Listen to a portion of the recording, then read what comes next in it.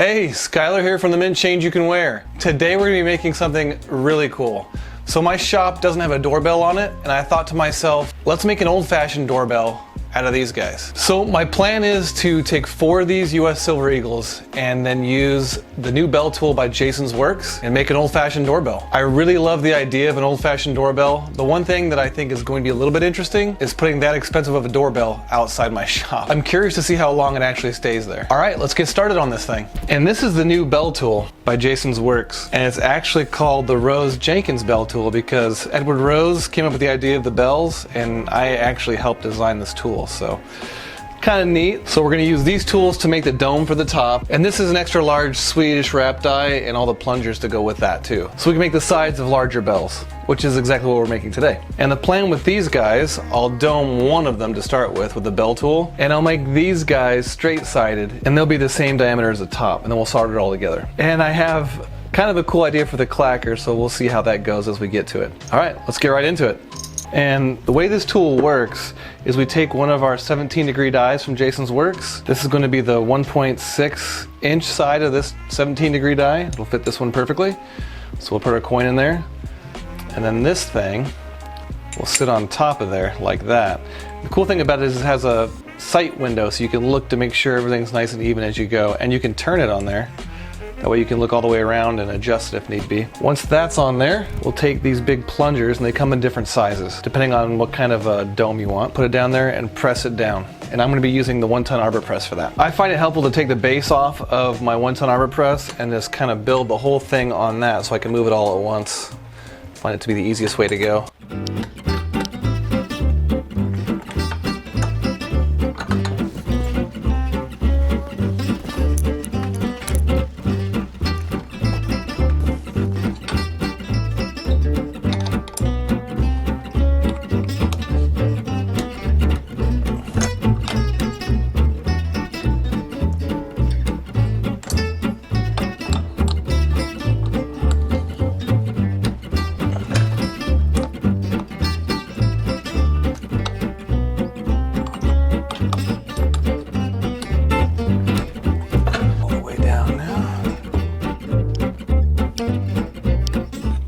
Really quick and easy way to dome one of these things. Keeping it nice and even the whole time too. And I didn't anneal this at all either. With pure silver, I tend to, if I do anneal it, it's very, very lightly, because if you over anneal it, it'll start to ripple. The surface will ripple. We don't want that. We want it to be nice and smooth, which is exactly what happened here. No annealing at all. Perfectly smooth surface. Look at the inside, turned out pretty darn good too. Didn't even damage it. And now the next step is to take these 3 Silver Eagles and cut a center hole in these and then turn them into coin rings. Just really, really big coin rings. And we want to keep them as wide as possible because we want this bell to be as long as possible. So I'm thinking I'm gonna go with a 7/16 inch punch. I could go a tiny bit smaller, but I don't want to overstretch that edge. So I think 7/16 is gonna be a good choice for not overstretching it.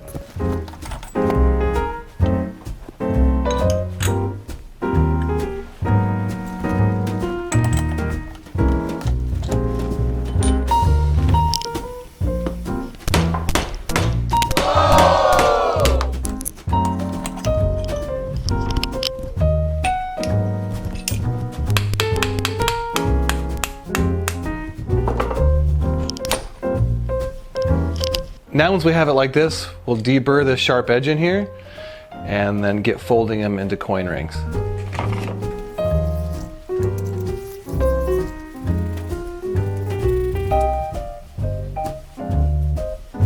Now I'm just going to really lightly anneal them, just to get them a little bit softer so we can fold them into rings.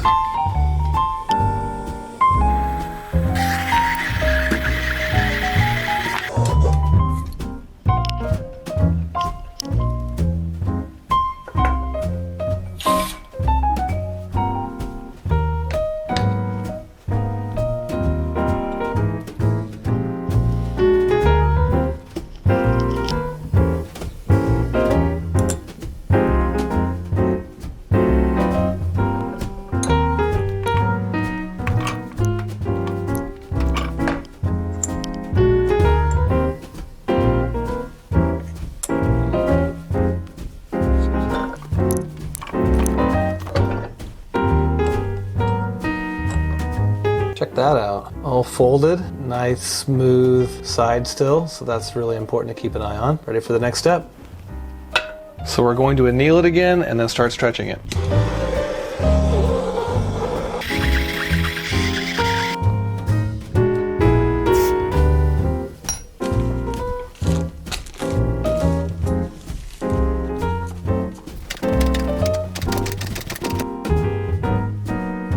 Since we're stretching this guy so far up, we're gonna need to switch to the mega stretcher now. We've maxed out this guy.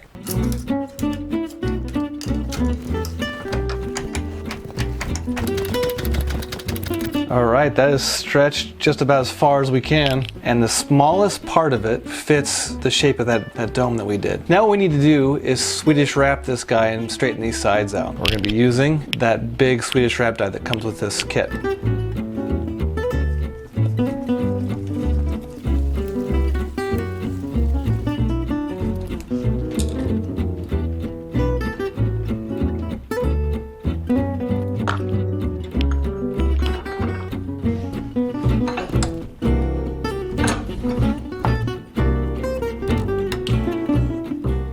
Okay, so I got this one all to the right size that we wanted and everything, and then I was going to do the rest of them off camera. And when I did, I started to run into a bit of an issue. Take a look. So this was the first issue I came into contact with here. It started to split right there. And then when it started to split, it became like out of round, out of center, you know? And that becomes an issue when you want to have a perfectly even bell. So I tried to fix it, moved it back and forth a couple times, tried to Swedish wrap it to get it back to the right size, and it's just not getting there. And a lot of the tricks that I generally use to make wobbly coin rings turn back to straight again don't work with these guys because all my tools are a little bit, well, this one actually almost looks like it'd be the right size, right? But I can tell you from experience trying to straighten this one, it's just too small. So we're trying to stretch this stuff farther than the tools really allow. I mean, if I wanted to, I could make bigger tools, I suppose, but I don't really want to go that far into it. So I'm trying to do the best with the tools that I have so that it's not quite round. A lot of these just didn't turn out as round as I would like. But you know, I got to thinking about it. So what? It's a 2020 bell. It would be kind of right, you know, to have it a little screwed up, right? So we're going to go with that. My bell design changed because I was going to use 4 of these coins, but this one is now split and it's not quite even. And when I started stacking them all up, it just doesn't look cool. It's an awkward looking bell. I thought, you know, 4 of them would look really, really neat, but then once you get them all together, it's kind of stupid looking. And that's the thing too about these videos that I do. Most of the videos that I shoot are the first time I'm doing a project. You know, this is me experimenting. So it is what it is. But I'm thinking 3 might be a good answer here. 3 will get kind of a neat look to it. I might try to curl that bottom one in with a dapping block just to give it a little bit more of a curled in bell shape. We'll see. I also thought it'd be cool to do one of these tail side out so we get some different designs on it. The tail side of a silver eagle really isn't that exciting, but I figured, hey, why not? We're gonna do a tiny bit of a curl with a dapping block and then get this whole thing soldered together. Well, change of plans. It's too big for the dapping block too. Luckily, Jason makes dies though that fit it, so we're just gonna go ahead and squeeze it down in a, well, you know what? Let's squeeze it down in a 25-degree die. So we're gonna take one of the bigger 25-degree dies and squeeze it down in that. That should work.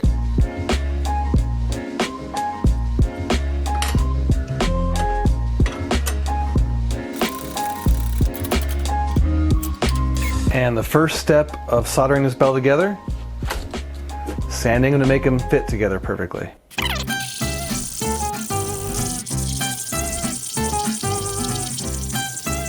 We have these top and bottom matched. We've got them nice and flat so that way there's no gaps in between at all. Sometimes they'll not line up as much when you start sanding because the shape will change a tiny bit. You know, it gets wider or tapers one way or the other. So if that's the case, just adjust them with your 17-degree dies or 25-degree dies or, you know, whatever shape you're trying to achieve, whatever die you're looking for. But these are looking really, really well matched.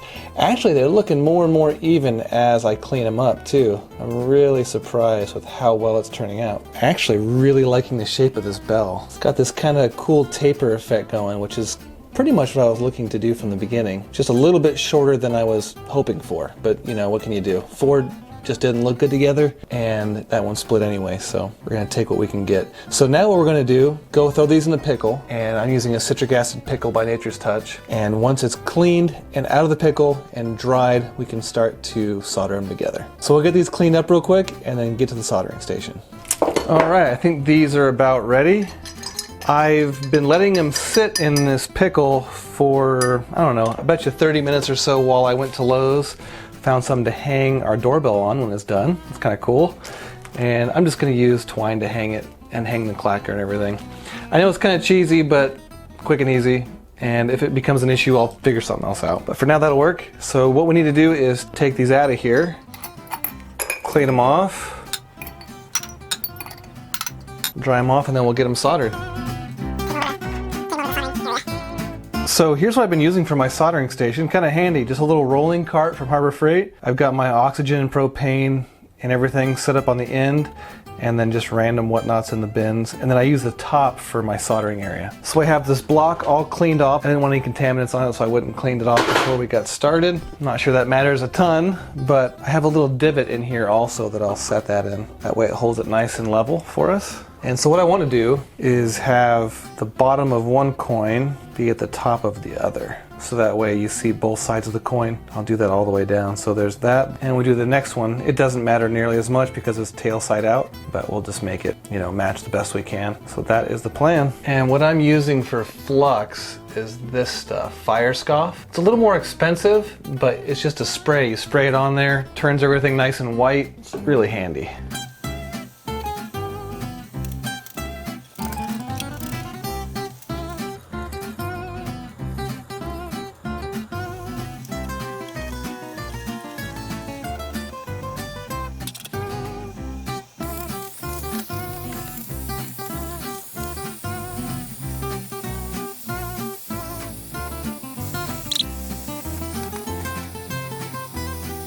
All right, here it is, out of the pickle, all cleaned, and I actually washed it with some Dawn dish soap for the next step too.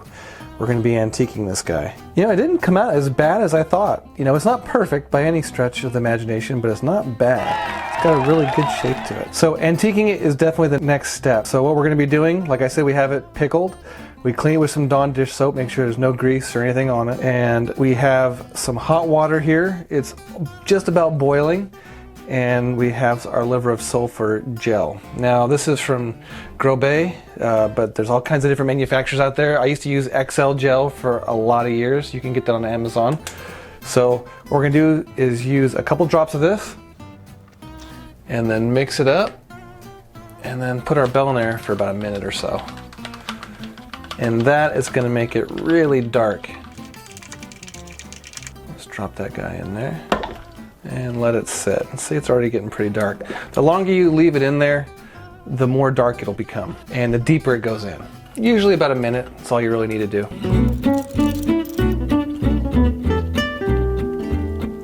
All right, it's been in there long enough, so we'll just dip it, clean it off.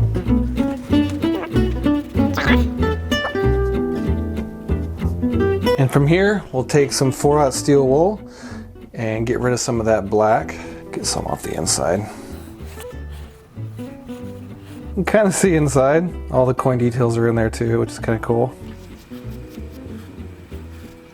Our 2020 doorbell is starting to come together. So that is good enough for this part of it. So what we need to do now is make the clacker and put a hole in the top so we can hang it up. And for the clacker, I want to make a long square rod, and that's what's gonna hang. It's actually gonna hang outside the bell, and then I'll connect a rope to that. And what I'm gonna use for that, these guys. These are coin centers from Canadian large pennies that I use for my spinner rings. What we're gonna do with these guys, melt them down, pour it into my ingot mold, and then run it through the Pepe Tools rolling mill and make us a square bell clacker.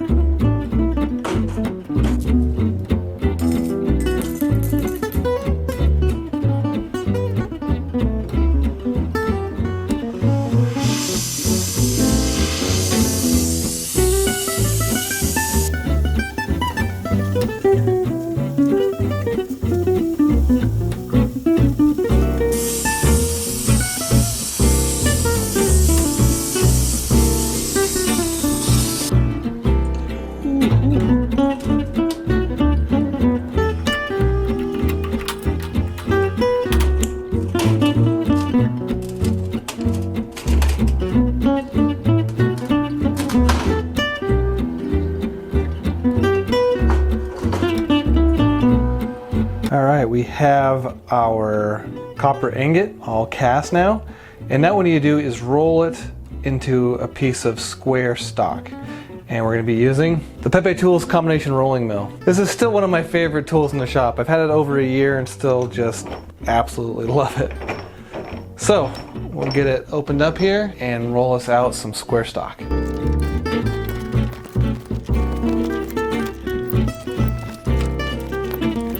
We'll go ahead and anneal it and then keep going.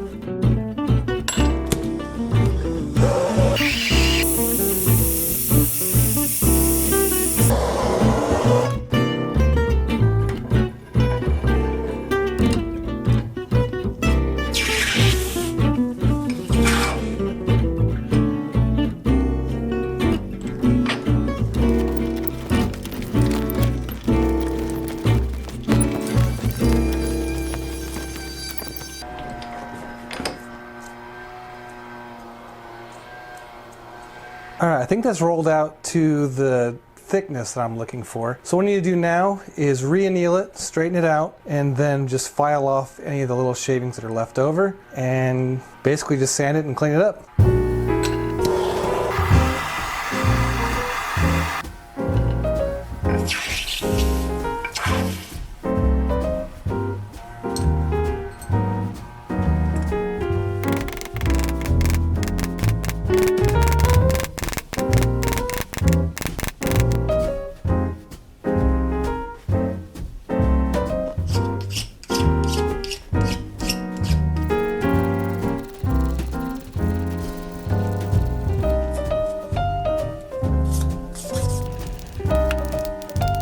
That'll be close enough. We'll cut this down to size, or drill 2 holes in it, and then we'll hang it in the bell.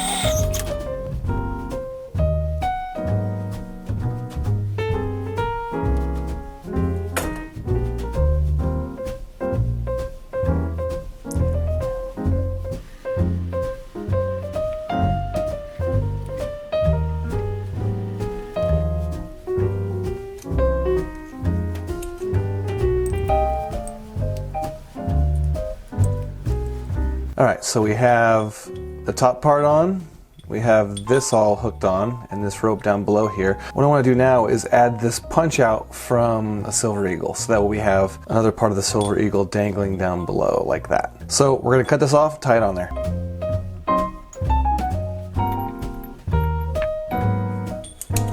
It's looking pretty cool. I think it's time to go hang it up outside.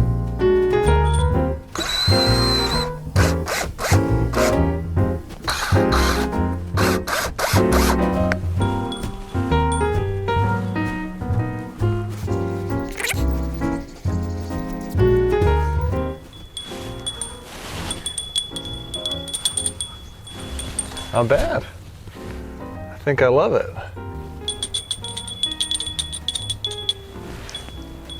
All right, this bell's all finished and I absolutely love it. It's the perfect addition to my shop. I don't know if I can hear it from the inside if someone comes to the door, but we'll find out when someone comes to actually use it. I just hope it stays out here a while. I'm not sure it's the best idea to have 3 1-ounce silver eagles as a doorbell. And a special thanks to Jason over at Jason's Works and his shop for making and designing that bell tool. I absolutely love it. And I'll make sure to leave a link in the description box below this video for where you can find that bell tool. Alright guys, I had a great time with this one. Make sure you check out my website, changeyoucanwear.net, for all the rings and jewelry that I make. And I'll catch you on the next one.